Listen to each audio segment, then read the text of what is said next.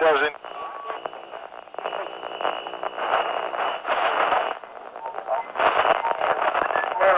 Listen.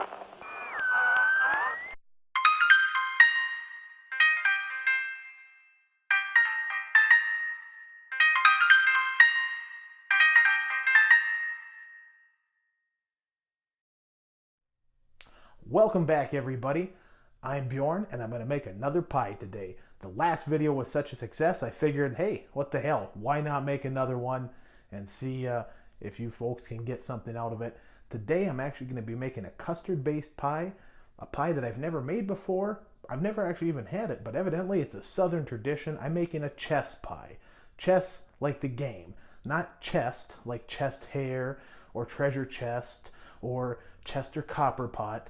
Chess, as in rook to queen 7 chess. It's going to be a great pie. It's going to be real simple to make, I think. Of course, the first thing we got to do is mix up a crust. I'm using a slightly new, different recipe today and a new technique because I read myself a book on making pies. I might talk about that a little bit later, maybe not. But with me, as always, is my trusty mixing bowl and my Hatari Hanso pastry blender.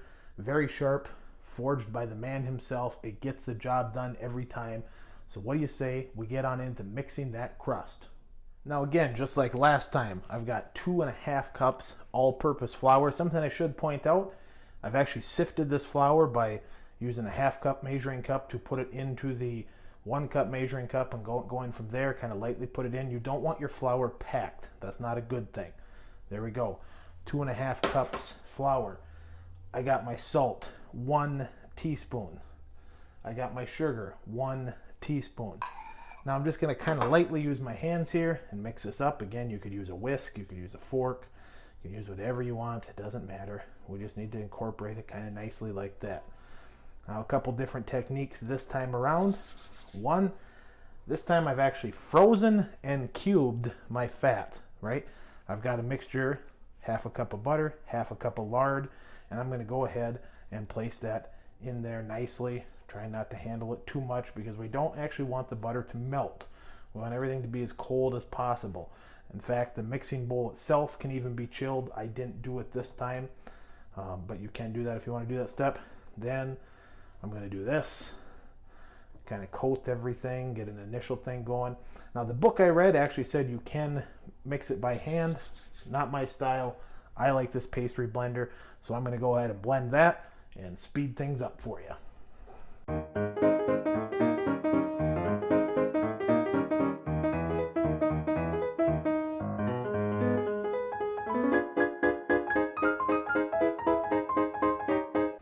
All right, so here I have a nice texture to everything. I got what I'm looking for. I've got some various size chunks. I got some bigger chunks. I got some smaller chunks. I'm happy with everything in here. Now it's time to add the water, okay? And just like last time, I got my trusty ice water right here. In fact, it's even been in the fridge for a little bit. And I know the recipe is going to call for about 4 to 5 tablespoons, 5 to 6, somewhere in there.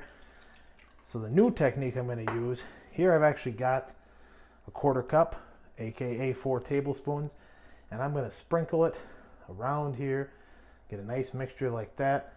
And then I'm going to mix it with my hands. I might need a little bit more. We'll see in a second. I'm not going to knead it. I'm going to mix it like this, right? Getting it nice and mixed together. Ooh, it's a nice stickiness to it. That 4 might be the ticket.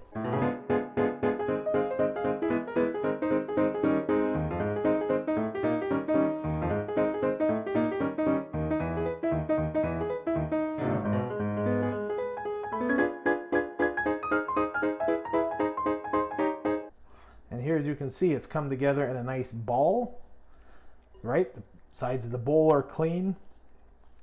And here's a way to test to see if you got enough water, if everything's good. Let's see if it passes the test. I'm going to make kind of a ball type thing. I'm going to throw it into my hand. When I throw it into my hand, if it breaks, it doesn't have enough water. If it sticks together nice and kind of makes a kerplunk sound, it's good to go. So let's see. I didn't catch it, but it sure didn't break. There we go. This pie crust is mixed up just the way I like it. All right, so I've gone ahead and I've put the pie crust in a cellophane wrapper here, and I'm going to put it in the fridge. It's got to chill for about an hour. You could also put it right in the freezer if you want to use it a little bit later. The reason that I'm putting it in the fridge, this is what the book is telling me, this is what the knowledge is telling me. When the water and that flour mix together, it naturally likes to start making gluten, right? The enemy of all life, evidently. But we can actually stop that process. We can slow it way down by putting it in the fridge and letting it rest, just letting it chill for a little bit, so to speak. That's what I'm going to do right now. Then we're going to roll it out, blind bake the crust, all that type of stuff, and mix up that beautiful filling that's going to go in there. That's what's going to happen next. All right, my dough has been chilled for about an hour. I divided it into half, and I'm going to roll this thing out and blind bake it. What do you say we get into that? All right, so I'm going to start the party off here, of course, by lightly dusting my surface with some flour. Oh, I don't like that. There's a little clump in there. Get a nice surface to work on here so I don't stick to it too much. And here is my ball of dough ready to go. I'm very happy with this thing. A new tip that I learned is to shape it like this and then give it a couple smashes like that with the rolling pin and then go to work. I'm not going to walk you through this whole thing. Speed it up and you can see what all happened or how all I'm doing it. Their handle went off. That's fine. I don't even use the dang thing. Flouring the rolling pin, and let's do it.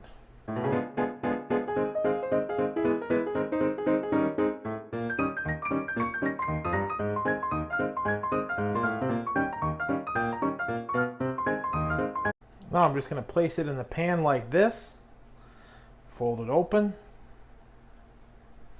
without tearing it too much. Tore a little bit there, that's fine. I'm going to fix that in just a second. Get it all over the edge. Nice and even like this. And again, we're just making a pie. We're not making a masterpiece here. We're going to eat this thing in just a few hours.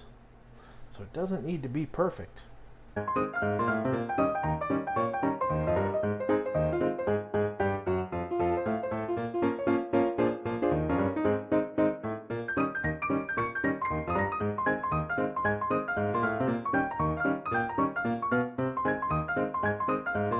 Now, since we're blind baking the crust, there's two more steps I got to do here. First thing I'm going to do, I'm going to put just some little holes in the bottom here to let steam escape so the crust does not buckle up. You don't need to go overboard, just a handful like that. Then I'm going to take a piece of parchment paper that I've already trimmed just for this application and place that parchment paper in here just like such, nice and lightly. And now something's got to hold that in place, right? That's what I have these pie weights for. Pie weights are just little ceramic numbers here that add some weight and keep the crust from buckling up as it bakes. Spread them out nice and easily.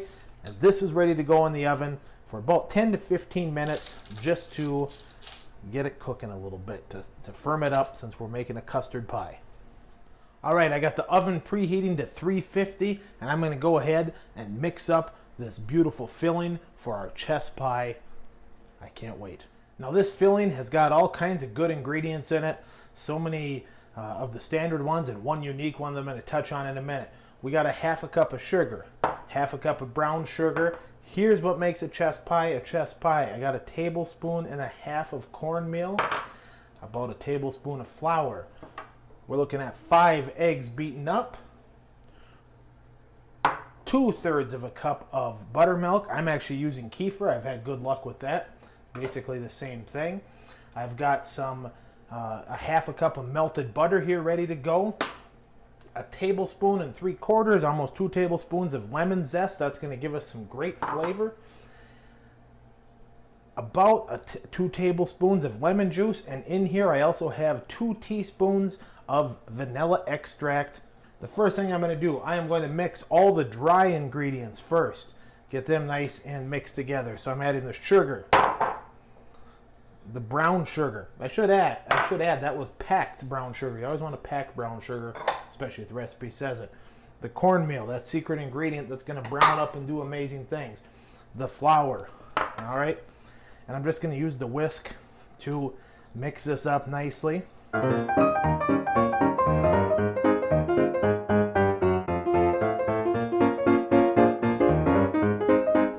I'm going to go ahead and mix up the wet ingredients and add them. I'm going to add my 3/4 of a cup of buttermilk to the eggs here. Give it just a little stir. I'm going to add that into our main mixture here. You know what I'm also going to add? I'm going to add that lemon juice. Why not? Get that out of the road. I might as well add that lemon zest also.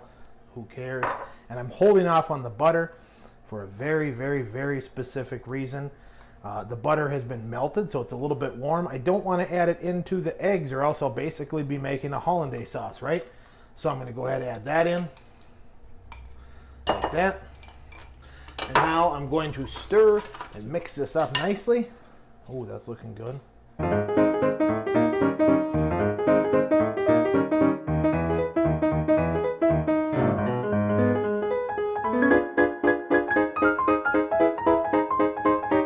I don't need to mix it completely yet, because now I am going to slowly whisk in this butter mixture. It's cooled down quite nicely, just like this,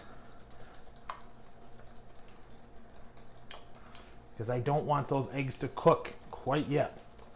Get it all in there, and there we have our beautiful chess pie mixture, and this is going to get poured into our blind baked crust. So here I have our beautiful filling, our chess pie filling that's going to get poured into our blind baked crust. I can't wait for that. Perfectly chilled, nice looking crust. Again, we're making a pie that's going to get eaten. It doesn't need to be perfect. In fact, I would argue it shouldn't be perfect, because the imperfections are what make these things great. Just the right amount. I like how nicely it filled it up. The last little step I'm going to add here is I'm going to place this silicone heat shield, or whatever it's called, on the pie here, and this will keep the edge of the crust from burning before the rest of the crust has a chance to bake. Alright, I'm going to place the pie into my preheated oven at 350 degrees. I've added, you can't quite see it, but I've actually added a dish here, a little casserole dish with some water in it. I'll explain that when I do the wrap up of this video.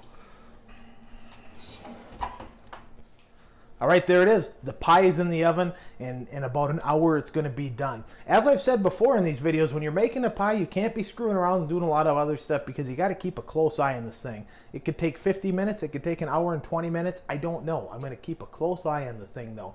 About a half an hour, 40 minutes in, I'm going to pull that heat shield off and let the crust cook the rest of the way, the edge of that crust. And the little ramekin with water in it. You ask, what's that for? Well, custard pies have a tendency to sometimes want to split. This one has a high sugar content, so that probably won't happen, but just to be safe, I like to put that dish with a little bit of water in there, and it creates some moisture in the oven, and it'll keep that thing from cracking, so it looks beautiful when it's said and done. Folks, I want to thank you so much for watching this thing.